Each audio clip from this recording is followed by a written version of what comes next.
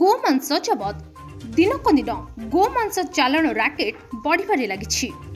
आज राति 9टा समय कटक चांदबाली रास्तार सालेपुर मुख्य बाजार मध्य केन्द्रापड़ा आड़ू आसुवा एक पिकअप भ्यान रे गोमांस जाउथुवा बेले कौनसी सूत्रु खबर पाई स्थानीय लोक गाड़ीटी अटक रखिथिबा सह पुलिस जिम्मा दैछंती।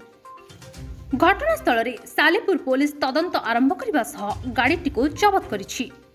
2 जन को अटक रखी सालेपुर पुलिस पचरा उचरा जारी रखिछि। तेबे एबे देखिबाकू बाकी रहिला पुलिस तदंत करी कि कार्यानुष्ठान ग्रहण करुछि।